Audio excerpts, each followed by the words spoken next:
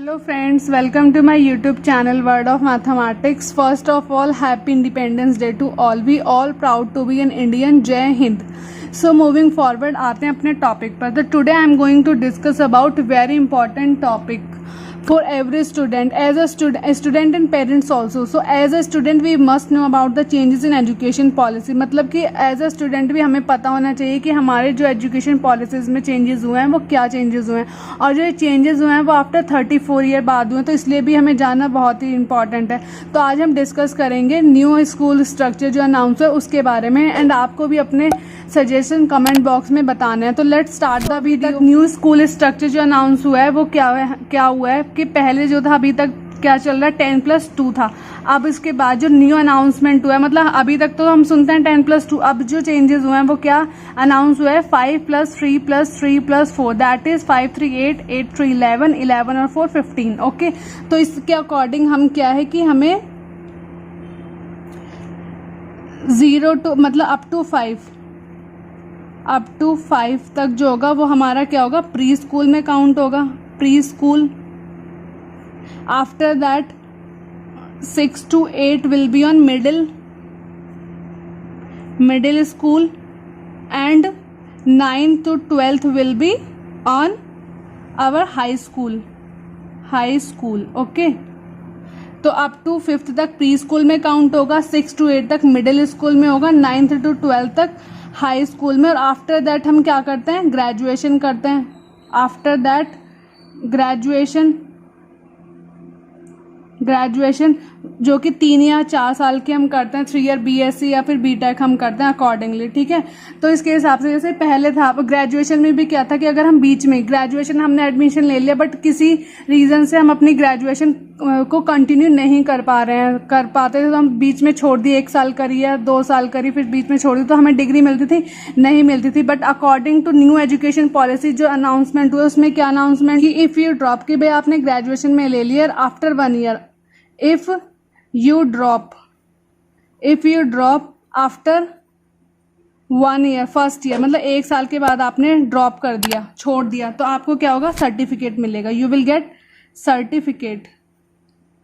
And second, if you drop, अगर आपने second year के बाद ड्रॉप किया तो what you will get diploma. अगर आपने 3 साल, if you drop after 3rd year, मतलब 3 साल तक आपने कर दिया और फिर छोड़ दिया, तो you will get graduation degree.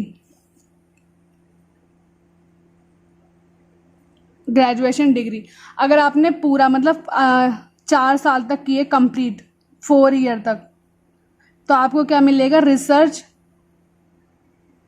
Research plus graduation दोनों की डिग्री मिलेगी. तो ये तो बात हुई, कॉलेज की बात हो गई कि भाई आप पहले से अब मतलब ये जो अब चेंजेस हुए हैं वो काफ़ी ज़्यादा बेनिफिशियल हैं. कैसे, क्योंकि पहले तो हमें डिग्री नहीं मिल पाती थी कि आपने 1 साल में छोड़ दिया, 2 साल में छोड़ दिया, तो you don't get any degree. But अब क्या होगा कि आपको क्या मिलेगा, फर्स्ट ईयर में आपको, अगर आपने 1 साल का किया तो you will get first year certificate. If you drop after in second year you will get diploma, and if you drop in 3rd year you will get graduation. And अगर आप पूरा 4 साल का करते हैं तो you will get research plus graduation degree.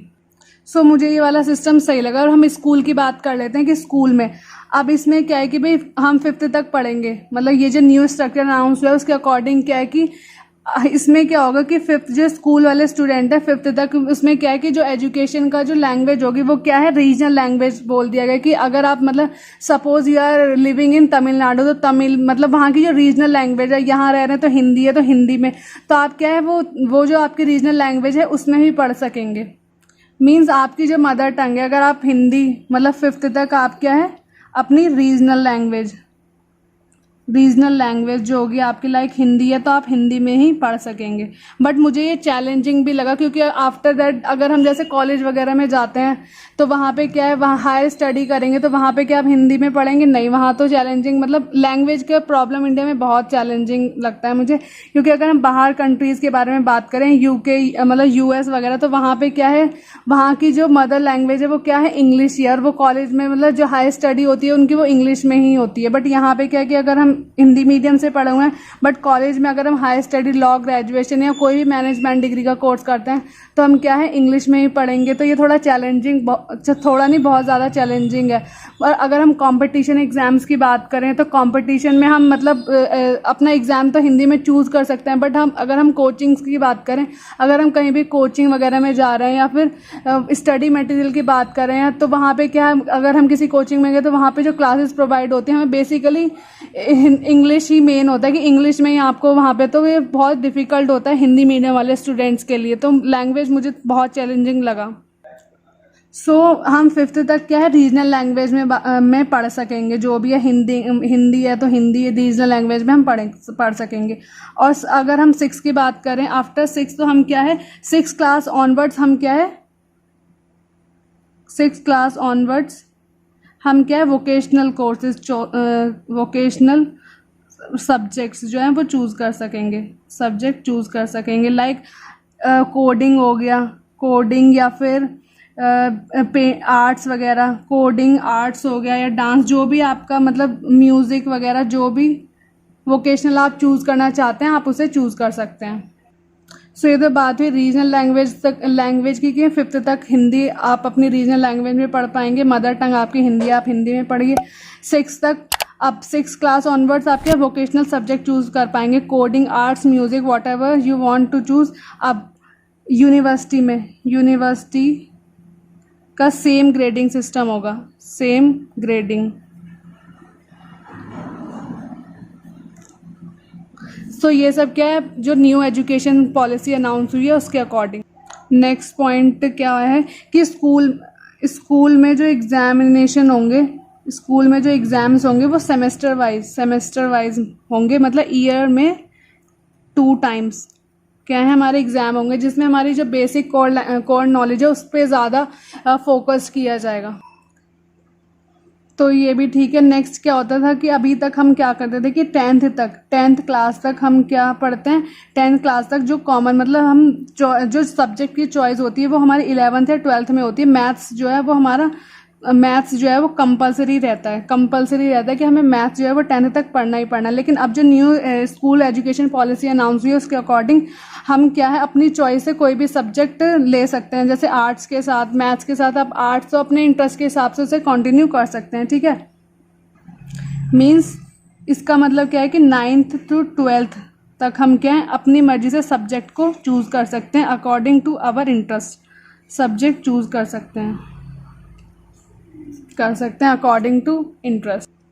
So these are the main मतलब कुछ इंपॉर्टेंट जो पॉइंट्स है न्यू स्कूल स्ट्रक्चर का मुझे लगा कि डिस्कस करना चाहिए, वो मैंने उसके बारे में बताया। एंड सबसे मेन जो मुझे लगा वो लैंग्वेज का लगा कि लैंग्वेज जो है कि मदर टंग 5th तक मतलब इंडिया में इंग्लिश टू हिंदी, मतलब हिंदी मेनली है कि सभी इंग्लिश मीडियम से नहीं पढ़े होते हैं, मेनली कुछ हिंदी मीडियम से, तो जो लैंग्वेज प्रॉब्लम होती है वो बहुत ही चैलेंजिंग लगी। बट अभी जो new education policy structure announce हुआ है, बट देखते हैं कि कब तक इस पर इम्प्लीमेंटेशन होगा। सो आज की वीडियो को यहीं पे ख़त्म करते हैं। आपको भी अपने सजेशन इस वीडियो को देख के जो भी आपके सजेशन है वो कमेंट बॉक्स में ज़रूर बताएं and wait for next video. Thank you so much for watching.